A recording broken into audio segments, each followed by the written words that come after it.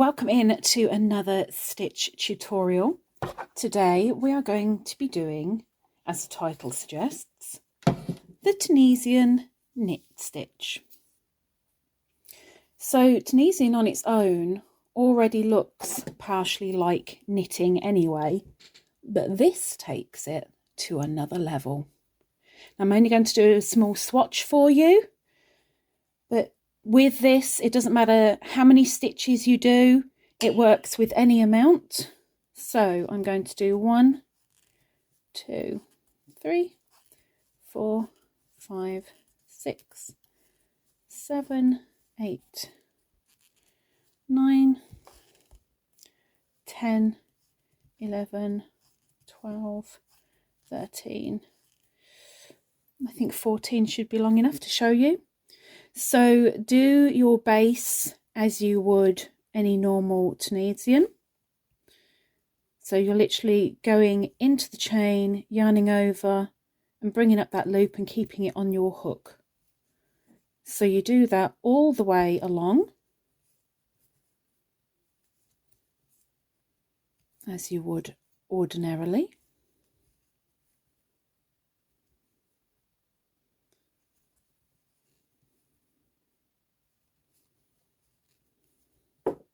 Oops.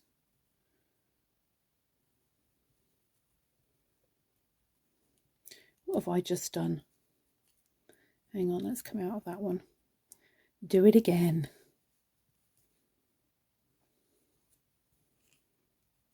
Oops. Now I am using a Tunisian interchangeable hook.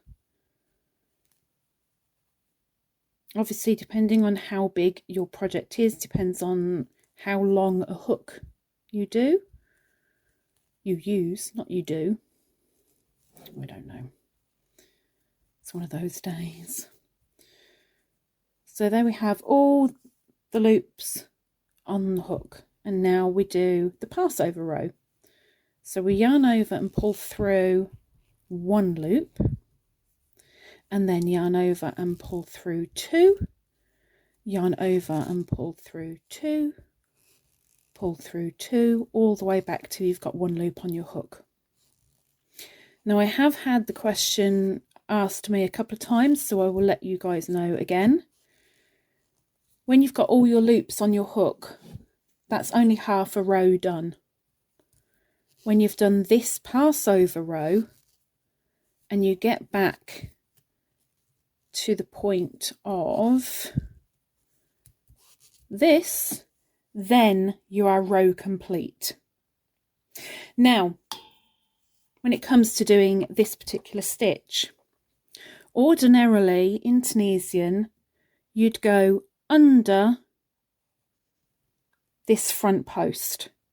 With the knit stitch, open up your work a little bit, because it will help to open it when you're first starting so you can see where you're going. You have the back bar and the front bar. We're going in between the two. So you ignore this first bit here into the very next. There's the back bar, there's the front bar. Go in between the two. Yarn over and pull through. So you're going right through to the back. So again, there's the back bar, there's the front bar. We're going in between both bars, out the other side, yarn over and bring through. Open it up. There's the back bar, there's the front bar. We're going in between the two, out the other side,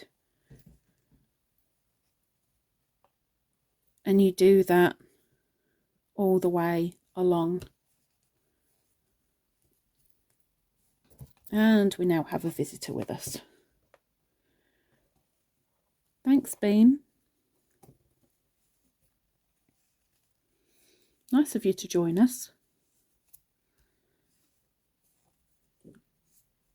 So make sure you keep those loops on your hook and make sure you continuously go in between those two bars. Thank you. Can we move? Thank you very much. Much appreciated. Thank you. The other thing with Tunisian is it does tend to curl. Now, one way of easing that curl is by using a hook that is 1 size to 2 sizes bigger than your yarn recommends. That will ease the curling.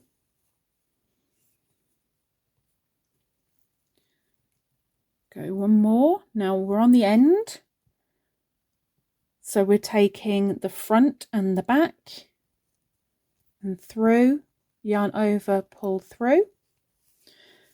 So there we have all our stitches in a row, like little ducks, or maybe not. Yarn over and pull through 1. Pulling through that 1 actually brings us up a stage in our rows. Yarn over, pull through 2. Yarn over, pull through 2. All the way back to the start. And I am doing this, I'm trying to be fairly slow with this so that you can see what is going on, or that's the hope at least. All the way back.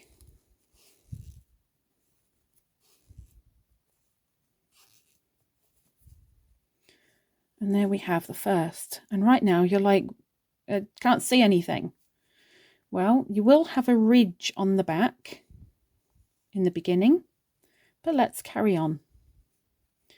So again, we're missing out this very first bit. We're going into the next. Again, you're looking for the back post and the front post, or the bar. You're going between the 2, yarn over and pull through. Find the 2 bars, go in between, yarn over and pull through. Now when you're starting out, it's a lot easier to see where things are if you open up your work a little bit, which can be a little bit fiddly, but when you get going, it's easy to see where you're going and what you're doing. Like anything, practice makes perfect. So you're literally going in between the back and the front bar, all the way along. And that is it for the knit stitch. But I'll do a couple more, just to show you what it looks like when it's worked up. So I will pick up the pace a little bit for the next row. Again, on the end, you want to go through the front and the back, so you've got the complete V-stitch on your hook.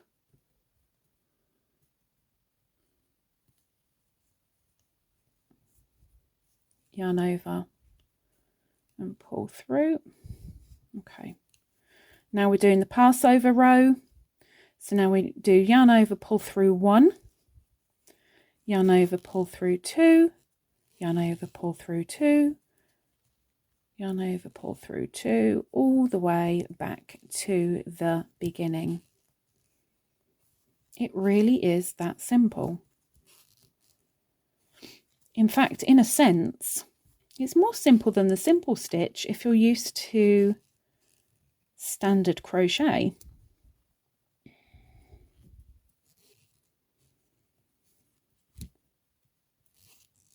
There we go.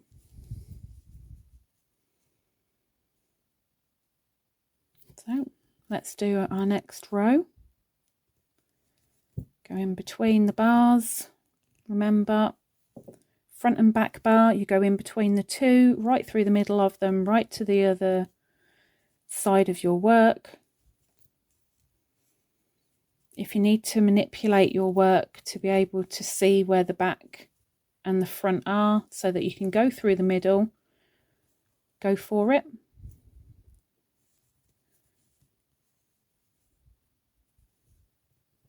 Oops. Beany's eyeing this up, just waiting. I think she wants to do some crochet.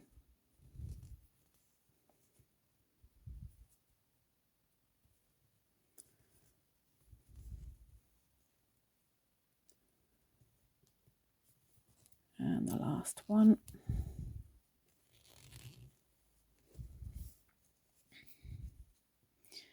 And now you can start seeing just about the knit effect with the upside down V's, or the ends, however you want to call it. Passover row, always do the first one as one, and then the rest two at a time. I love doing the Passover row. So I'll do one more row.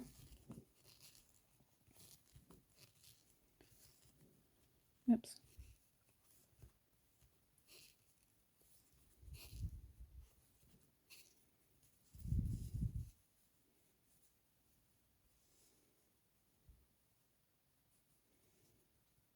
Okay.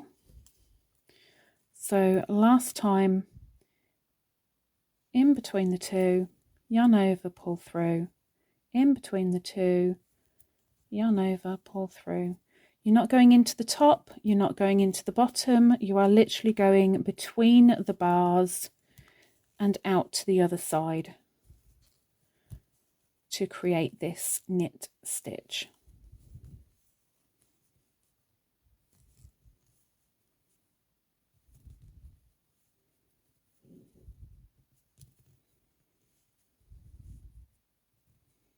Oops. Nearly lost my bars then. And the last one, make sure that V is on. Pull through. And now we do the Passover row. Pull through one. Yarn over, pull through two. Am I in your way, Beans? I'm sorry. Pull through two. Pull through two. Pull through two. All the way to the end.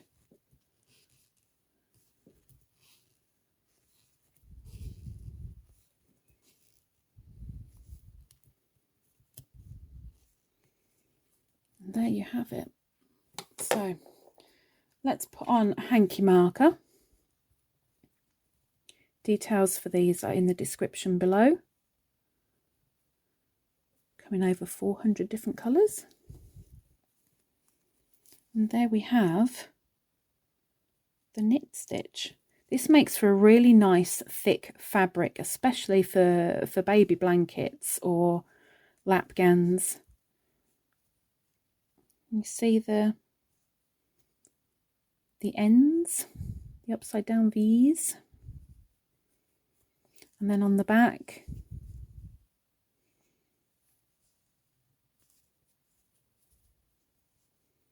okay, let's just uncurl that a little bit for you so that you can see it. And there it is. It's the knit stitch.